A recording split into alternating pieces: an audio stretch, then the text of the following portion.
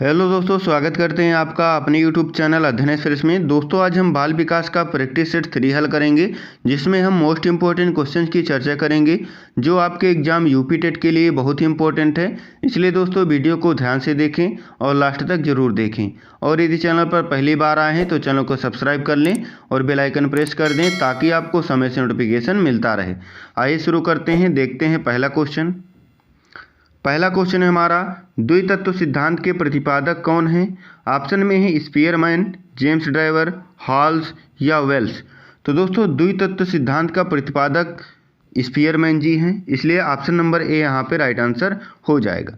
इन्होंने दोस्तों सन 1927 में, कब? सन 1927 में बुद्धि के 2 कारकों या 2 तत्वों का उल्लेख किया था।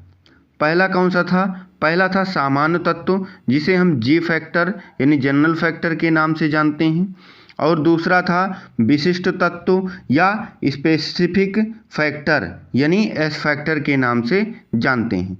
ठीक है, तो दोस्तों इसी सिद्धांत को स्पीयरमैन का द्वितत्व सिद्धांत कहा गया, इसलिए ऑप्शन नंबर ए यहाँ पे राइट आंसर हो जाएगा। अगला क्वेश्चन देखेंगे। अगला क्वेश्चन है हमारा, मनोविज्ञान की प्रयोगशाला किस मनोवैज्ञानिक ने स्थापित की? स्केवियल ने, स्पीयरमैन ने, हॉल्स ने या वुंट ने?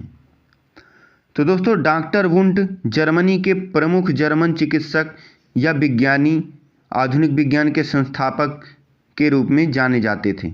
ठीक है, इन्होंने ही दोस्तों सन 1879 में एक मनोविज्ञान की प्रयोगशाला की स्थापना की थी।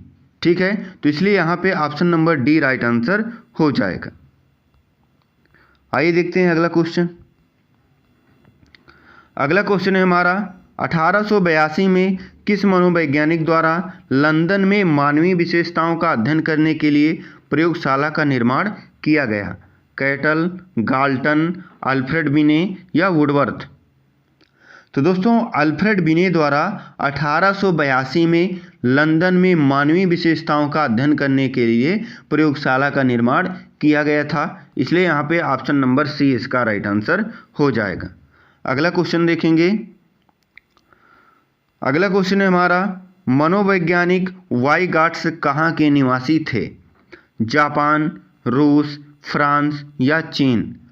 तो दोस्तों वाइगाट्स प्रसिद्ध मनोवैज्ञानिक थे जो रूस के निवासी थे। ठीक है, इसलिए ऑप्शन नंबर बी यहाँ पे राइट आंसर हो जाएगा। अगला क्वेश्चन देखेंगे। अगला क्वेश्चन है हमारा, व्यावहारिक बुद्धि का अर्थ है कि बुद्धि संस्कृति का उत्पाद होती है, यह कथन किसका है? स्टर्नबर्ग, वाइगाट्स, सैलोवी या मेयर?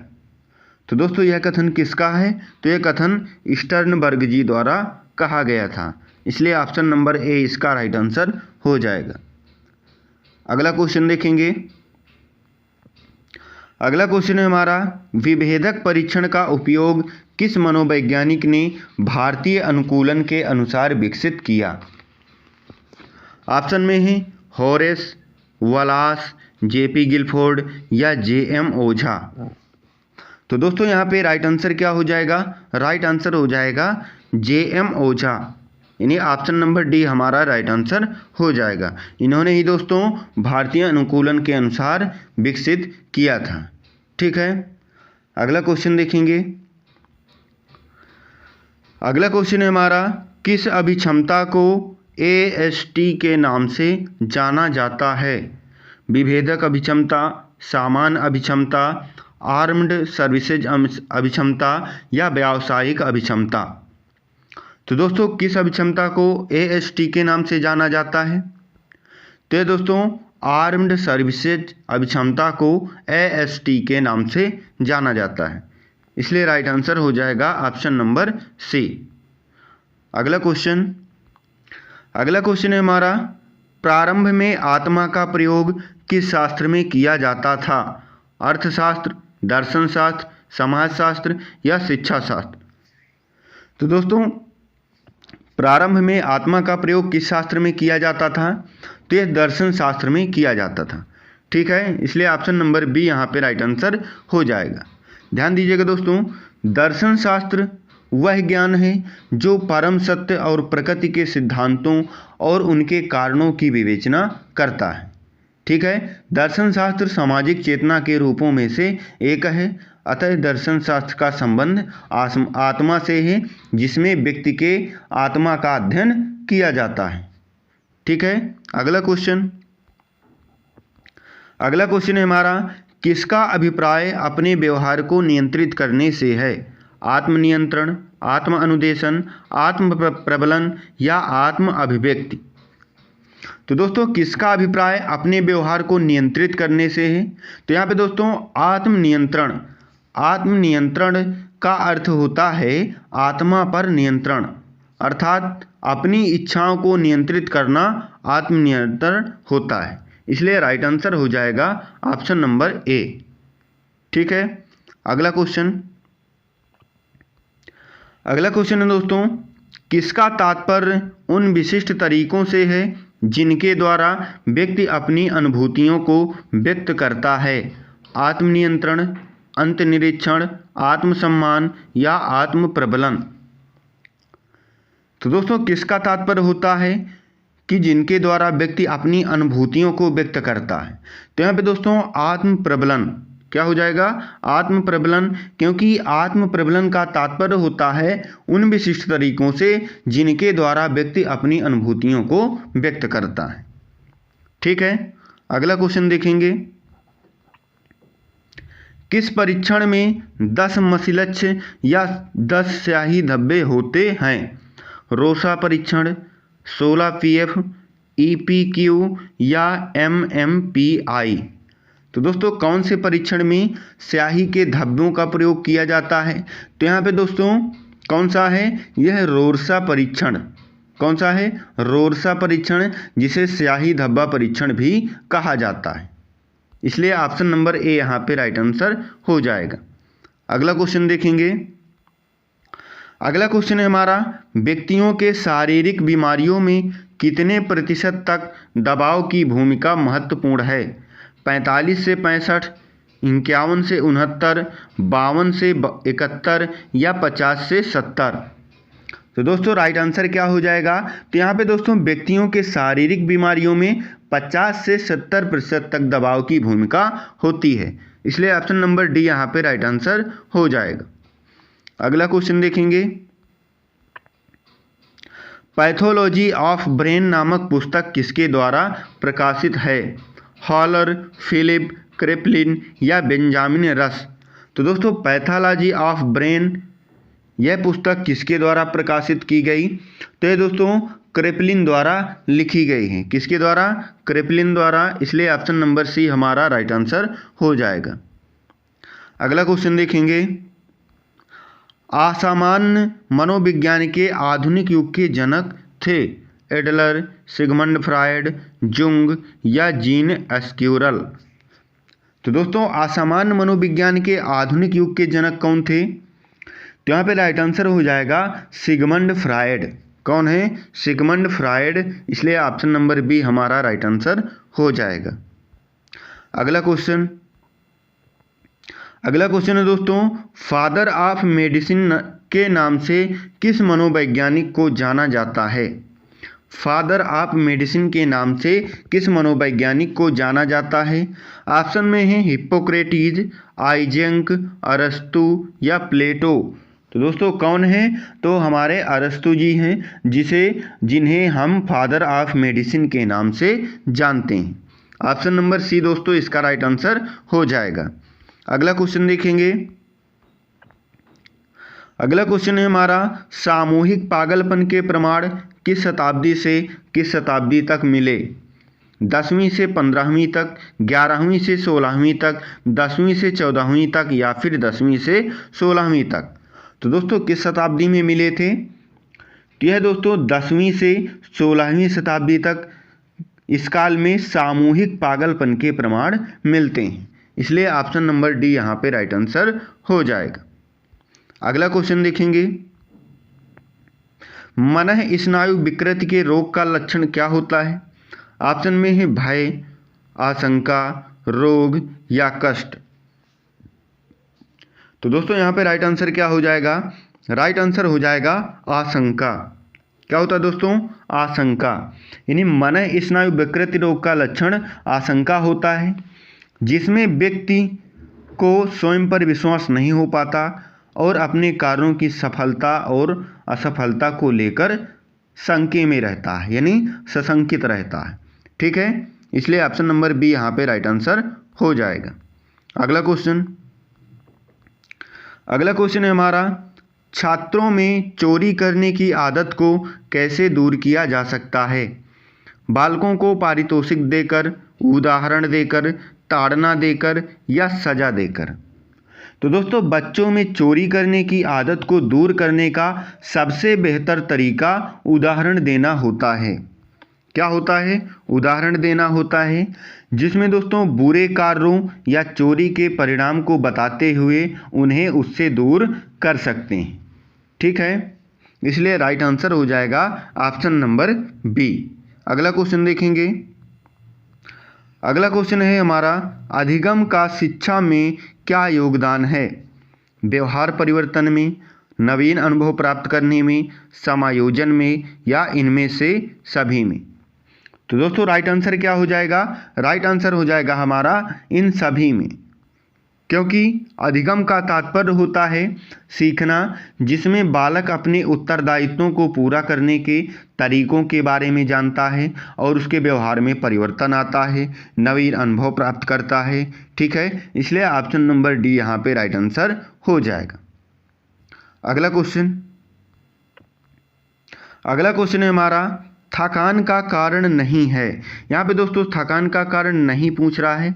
ऑप्शन में है निरंतर कार्य करते रहना, शिक्षण विधियाँ, विश्राम या अपर्याप्त रोशनी। तो दोस्तों, निरंतर कार्य करते रहने से, एक कार्य के लिए अनुकूल परिस्थितियों के ना होने से थकान का अनुभव किया जा सकता है। इसलिए राइट आंसर हो जाएगा ऑप्शन नंबर सी। क्या हो जाएगा? सी हो जाएगा, क्योंकि दोस्तों विश्राम जो है थकान का कारण नहीं है। इसलिए ऑप्शन नंबर सी यहाँ पे राइट आंसर हो जाएगा।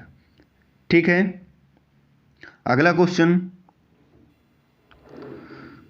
क्वेश्चन है हमारा, आधुनिक युग में मानसिक स्वास्थ्य पर किसका सबसे बुरा प्रभाव पड़ता है? शिक्षा का, जीवन की अस्थिरता का, आराधना का या भौतिकता का? तो दोस्तों, आधुनिक युग में मानसिक स्वास्थ्य पर किसका सबसे बुरा प्रभाव पड़ता है? तो दोस्तों, जीवन की अस्थिरता का सबसे बुरा प्रभाव पड़ता है। इसलिए ऑप्शन नंबर बी हमारा राइट आंसर हो जाएगा। अगला क्वेश्चन देखेंगे।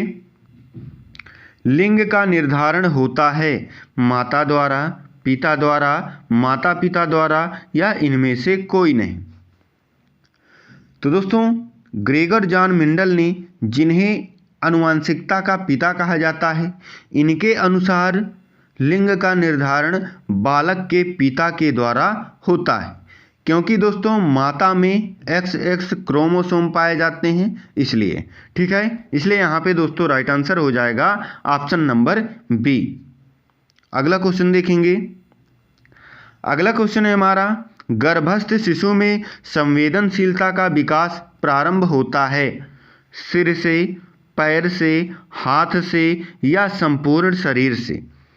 तो दोस्तों, गर्भस्थ शिशु में सबसे पहले मस्तिष्क का विकास होता है, अतः संवेदनशीलता का विकास भी सिर से प्रारंभ होता है। इसलिए राइट आंसर हो जाएगा option number A. Option number A इसका राइट आंसर हो जाएगा। अगला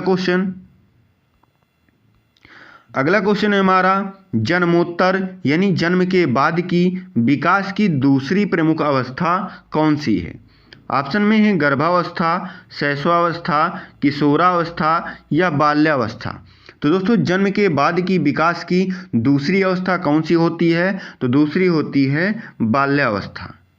ठीक है, इसलिए ऑप्शन नंबर डी यहाँ पे राइट आंसर हो जाएगा। अगला क्वेश्चन है हमारा, यौन परिपक्वता में महत्वपूर्ण हाथ है।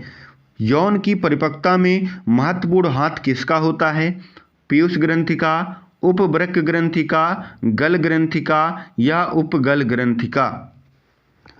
तो दोस्तों, यहाँ पे राइट आंसर क्या हो जाएगा? राइट आंसर हो जाएगा पीयूष ग्रंथि का, क्योंकि दोस्तों पीयूष ग्रंथि को मास्टर ग्रंथि भी कहा जाता है। इसी से संपूर्ण मानव व्यवहार एवं शरीर की अंतःक्रियाओं का नियंत्रण होता है। ठीक है, इसलिए यौन परिपक्वता में पीयूष ग्रंथि की महत्वपूर्ण भूमिका होती है। अगला क्वेश्चन है हमारा, वीर पूजा की भावना जागृत होती है किशोरावस्था में, बाल्यावस्था में, प्रौढ़ावस्था में या इनमें से कोई नहीं। तो दोस्तों वीर पूजा का तात्पर्य क्या होता है? तो इसका तात्पर्य होता है किसी प्रसिद्ध व्यक्तित्व को अपना आदर्श मानना, ठीक है, और उनके जैसे व्यवहार को अपने व्यवहार में समायोजित करना। ठीक है, इस प्रकार के गुण किशोरावस्था में पाए जाते हैं। ठीक है, इसलिए ऑप्शन नंबर ए यहाँ पे राइट आंसर हो जाएगा। अगला क्वेश्चन है हमारा, अति संरक्षणशीलता बालक को बना देती है। क्या बना देती है? सामाजिक, आदर्शवादी, धार्मिक या अव्यवहारिक। तो दोस्तों अति संरक्षणशीलता बालक को क्या बना देती है? तो ध्यान दीजिएगा, संरक्षण का तात्पर्य होता है पुरानी परंपराओं को बनाए रखना, जिसे क्या कहते हैं? जिसे हम आदर्श कहते हैं। क्या कहते हैं दोस्तों? जिसे हम आदर्श कहते हैं। अतः अति संरक्षणशीलता बालक को आदर्शवादी बना देता है। ठीक है, इसलिए ऑप्शन नंबर बी यहाँ पे राइट आंसर हो जाएगा। अगला क्वेश्चन है हमारा, दुबले पतले एवं क्षीण शरीर तथा कमजोर हृदय वाले बच्चों को क्या कहा जाता है? समस्यात्मक बालक, अपंग बालक, पिछड़ा बालक या नाजुक बालक। तो दोस्तों दुबले पतले एवं क्षीण शरीर तथा कमजोर हृदय वाले बच्चे को समस्यात्मक बालक के अंतर्गत रखा जाता है। ठीक है, इसलिए ऑप्शन नंबर ए यहाँ पे राइट आंसर हो जाएगा। अगला क्वेश्चन देखेंगे। अगला क्वेश्चन है हमारा, चिन्ह भाषा एवं श्रवण दृश्य विधियों का प्रयोग किन बालकों की शिक्षा के लिए उपयोगी है? प्रतिभाशाली, मंदित श्रवण वाले या पिछड़ा बालक या फिर समस्यात्मक बालक। तो दोस्तों कम सुनने वाले बालकों को शिक्षा देने के लिए चित्र, चिन्ह तथा श्रवण दृश्य विधियों का प्रयोग किया जाता है। ठीक है, तो इसलिए राइट आंसर क्या हो जाएगा? राइट आंसर हो जाएगा मंदित श्रवण वाले बच्चे, यानी ऑप्शन नंबर बी। अगला क्वेश्चन है हमारा, शारीरिक एवं मानसिक परिपक्वता प्राप्त व्यक्तियों को कहा जाता है।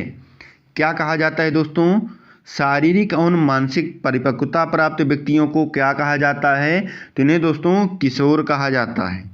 क्या कहा जाता है? किशोर कहा जाता है, क्योंकि दोस्तों शारीरिक एवं मानसिक परिपक्वता का तात्पर्य शरीर एवं सोचने की क्षमता का पूर्ण विकास होता है, और यह लक्षण दोस्तों किशोरावस्था का होता है, क्योंकि किशोरावस्था में व्यक्ति का शरीर और मानसिक क्षमता का पूर्ण विकास हो जाता है। इसलिए ऑप्शन नंबर ए यहाँ पे राइट आंसर हो जाएगा।